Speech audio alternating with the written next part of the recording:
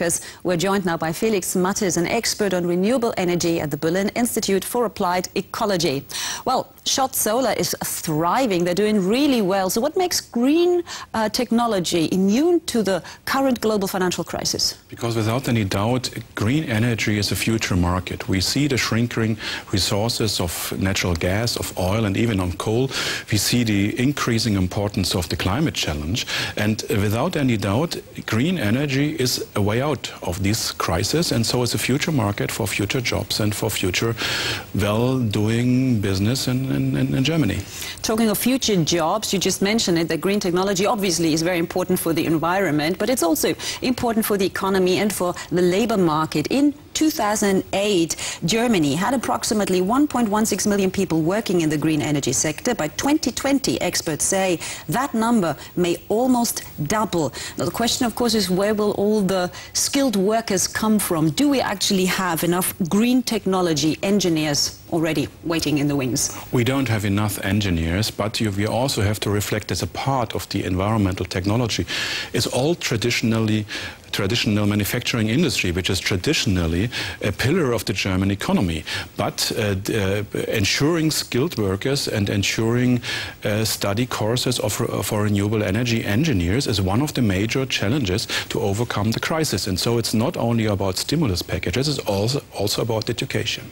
But green energy is still rather expensive compared to oil or gas, which are somewhat stable right now, the price. So what makes you confident that green technology will actually spread? The green technology will be competitive if the prices for conventional energies will increase, and without any doubt these energies, the energy costs will increase, and we are pricing environmental problems. We are pricing CO2 emissions, and if there is a price on carbon, then green energies and new energies will be increasingly getting competitive. Would you say the current crisis is a threat or a chance for green technology? It is definitely a chance. There are some problems with financing, but it has raised awareness that ignoring problems, if they emerge, can be very, very expensive. And that is also true for the climate crisis or for the upcoming or the emerging energy crisis. Felix Mattes, thank you for the moment. We'll be back in just a short while. In the meantime, if it ain't broke, don't fix it. But the current crisis shows that things are clearly broke and people are now willing to fix whatever went wrong before. And the same goes for heating technology. Heat pumps as clean and cost-effective energy source are becoming increasingly popular. To meet demand, Stiebel Eltron had to open a new factory and is currently desperately seeking skilled workers. This house in Brandenburg, just outside Berlin, is expected to be finished in 4 months. Today, Susanne Pradl and her architect are meeting with the heating installers. One thing the owner knew she wanted right from the beginning was a heat pump. She made a deliberate decision against conventional gas or oil heating.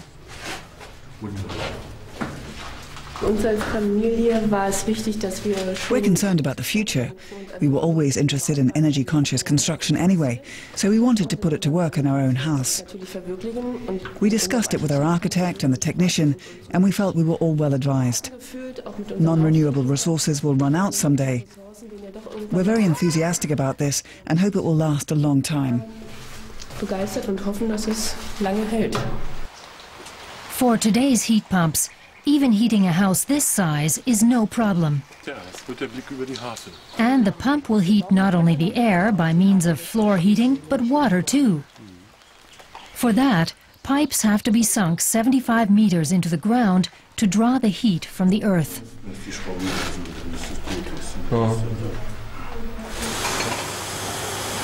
Here is where the pumps are manufactured, at Stiebel Eltron in Lower Saxony.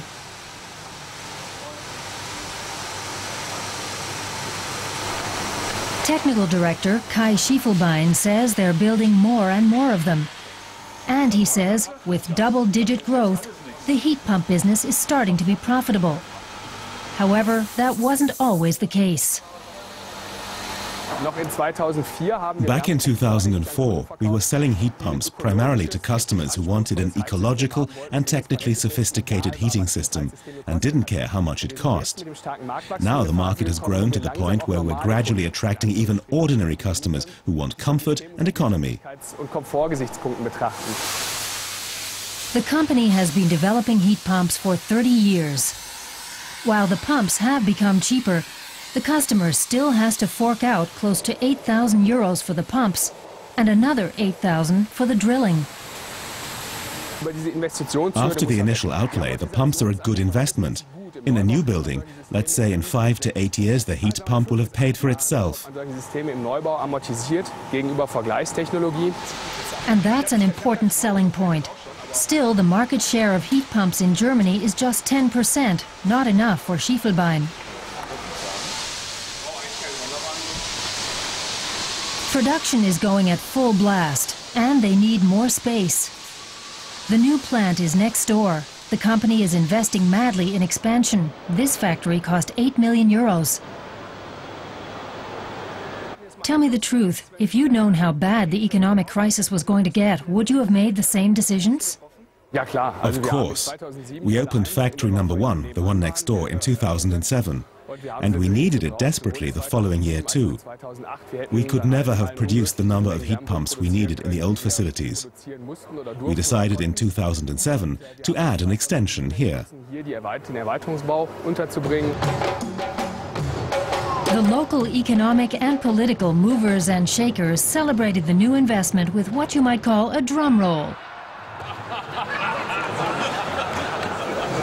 Celebrations of capital outlay are rare these days. It means there's now room for 100 new positions, but filling them won't be easy. Good engineers are hard to come by. Back to Susanne Pradl. She'll be paying some 20,000 euros for the heat pump. She and her architect say it's money well spent and good for the environment too. Because it's simply the most effective and most modern means of heating a house. It has no CO2 emissions and doesn't need fossil fuels. The Pradl family will move into their house in September, just in time to start enjoying their brand new heat pump. We're back with Felix Mattes from the Berlin Institute for Applied Ecology. Now, these heat pumps sound great. They're clean, cost-effective, crisis-proof. Where's the catch? The problem is that financing is more expensive than for conventional technologies, but there's a reasonable payback, and these technologies makes you less vulnerable compared or towards future volatile and high energy prices, and so you pay an insurance premium with this higher investment in the beginning. But isn't the overall problem with renewable energy the fact that they're not very reliable? When you think of wind energy, there is no energy without wind, solar energy, no energy without the sun shining. How do you solve that problem? First hand, we should reflect that there are also other renewable energy sources, geothermal energy, biomass. But on the other hand, we need a major upgrading of the infrastructure. We need smart grids where at least the demand follows production and where we integrate the European energy sources, hydropower from Scandinavia, gas-fired power stations to complete the energy supply.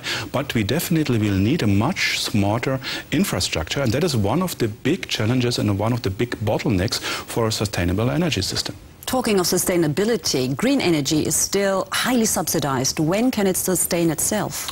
We will see this during the next 2 decades, because we saw last year high and peaking oil prices. We see an increasing price on carbon dioxide emissions, and so during the next 1 or 2 decades, these technologies will be competitive. And what we do today is we invest for buying down the cost of those technologies which we will without any doubt need in 1 or 2 decades. Felix Mattes, thank you very much for joining us.